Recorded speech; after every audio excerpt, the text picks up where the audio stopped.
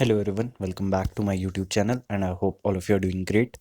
So in today's video, we look at what is tightness trading.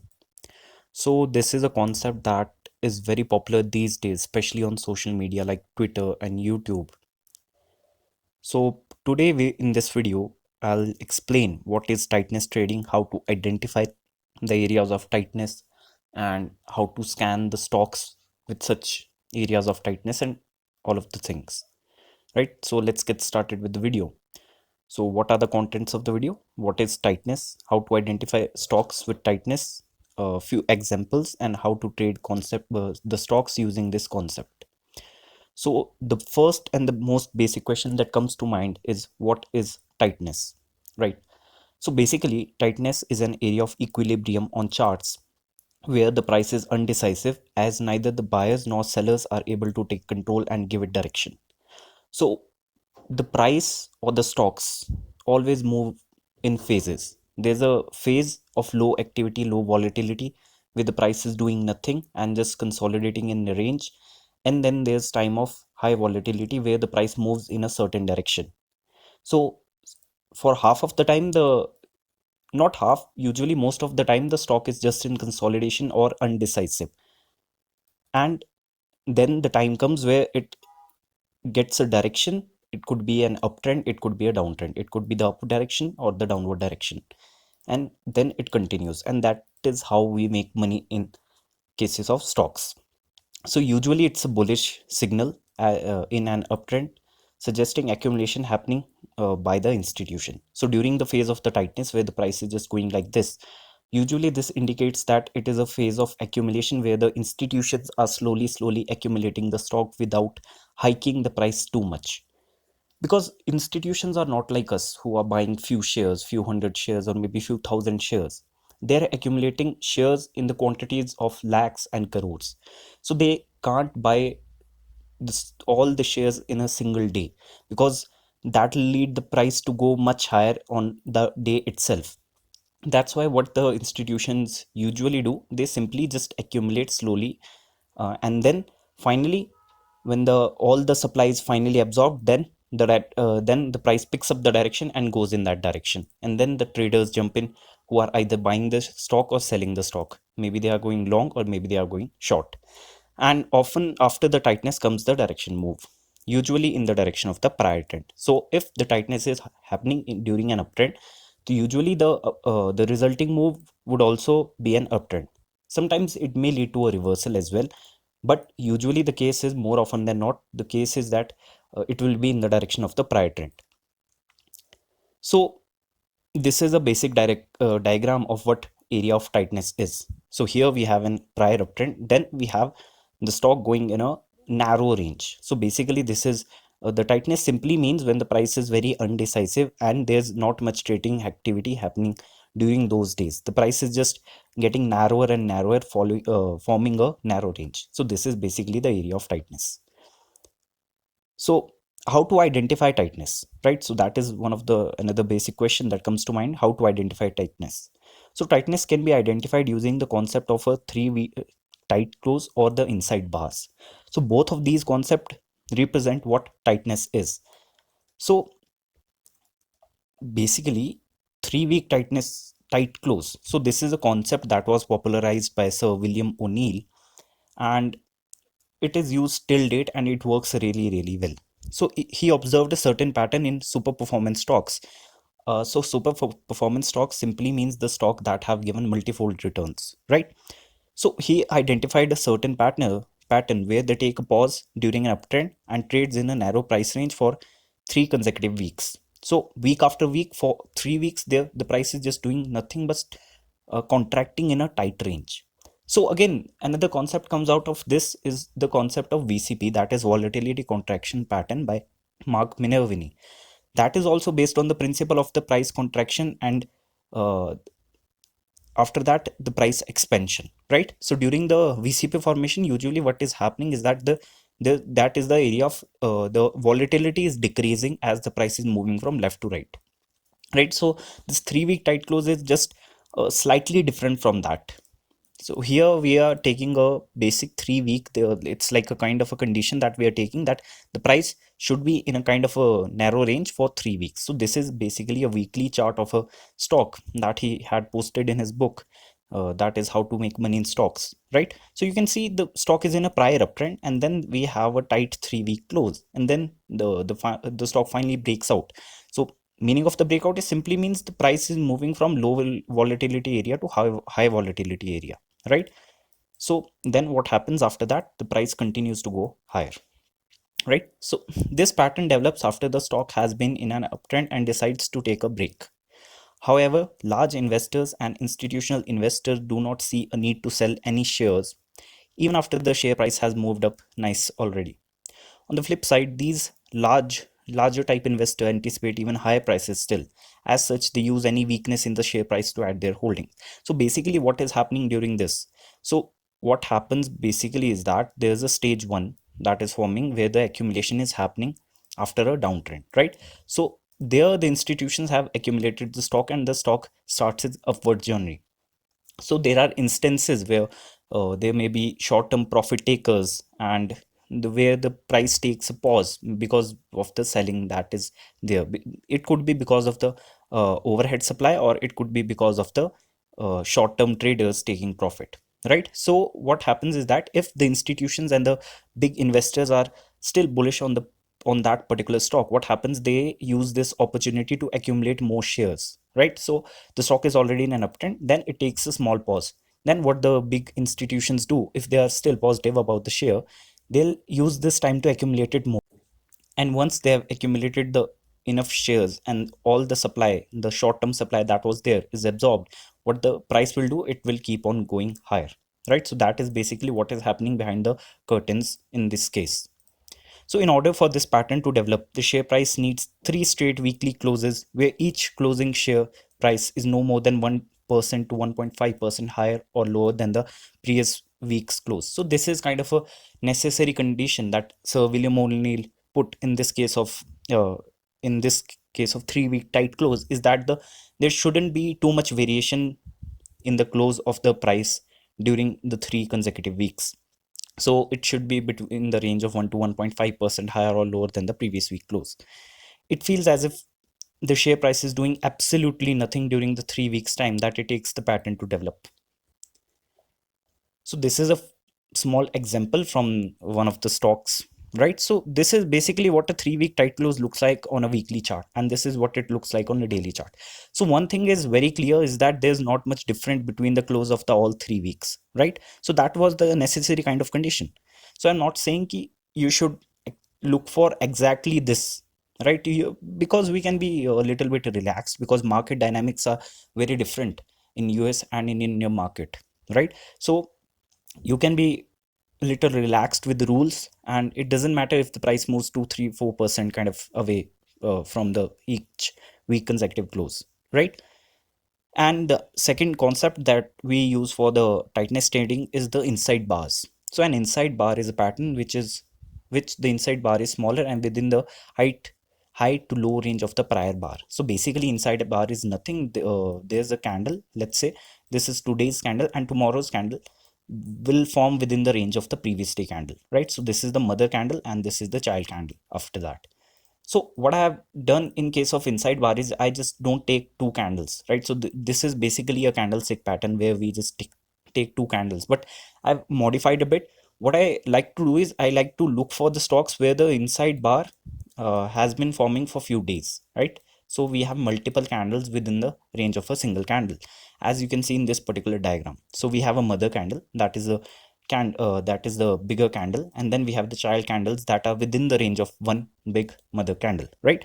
So what I like to do is look for stocks where there are multiple small candles within the range of one big candle, instead of just looking at the two candles, right? And when the price comes out of that narrow range, that is the point where you can enter the stock, right? So this is another concept of tightness trading that I like to use.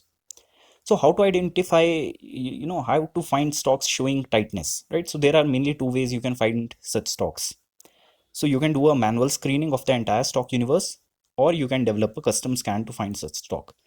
So lucky for you, I have developed few scanners, and I also found already public scanners that way we can find such stocks. So I have tried to develop a inside bar scanner, and I already found a 3-week scanner on charting platform. I'll show you in just a few minutes.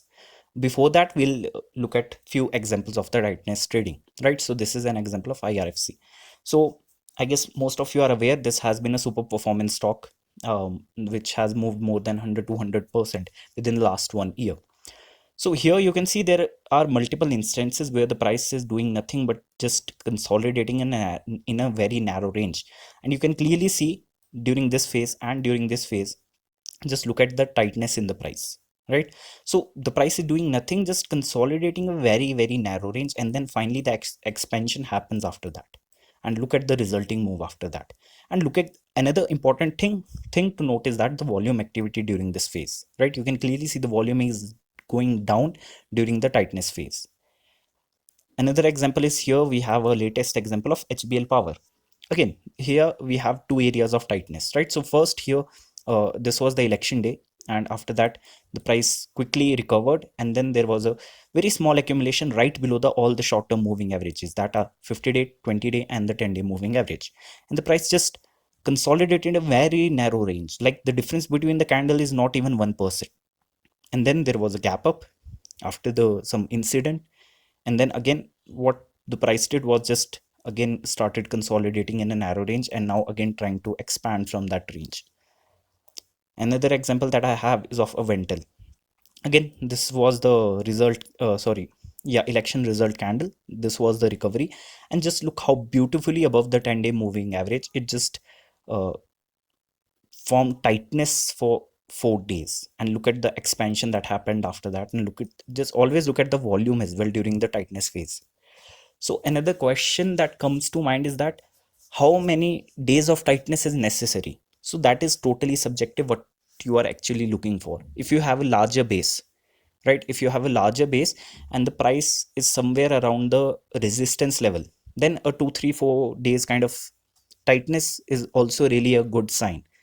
And plus, in some cases, if you have a tightness of let's say a week or a 2 weeks or even 3 weeks, that is also definitely fine. You just need to observe the price, if there's price tightening, if there's contraction happening or not. That is the most necessary part. And plus these 3-4 days kind of contraction is even better, because after that the price quickly jumps from that range. And usually these 3-4 days kind of contraction happens when the price has done enough accumulation, like the price has been in a range for a very long time, and then this 3-4 days kind of tightness forms around the resistance level, uh, just for 3-4 days prior the breakout, right? So just try to look for such setups where there's already a accumulation or a consolidation going on, and the price is just near the resistance level, and then you identify this kind of tightness where you have undecided doji candles for 4-5 days, and then usually what happens is that there's a breakout after that. So here's another example, a very similar example actually, fertilizers and chemicals. You see the price coming out of a large range, and then what happened? 4 days tightness, and then the expansion happened after that.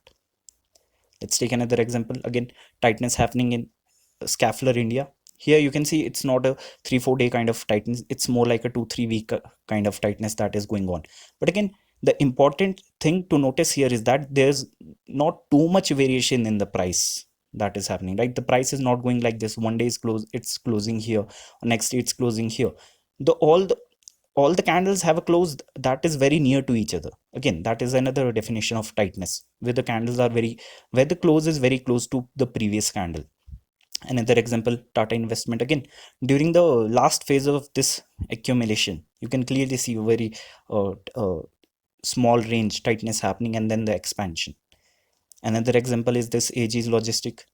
There was a big expansion candle, and then the tightness of for at least 1 week, and then the expansion happened after that.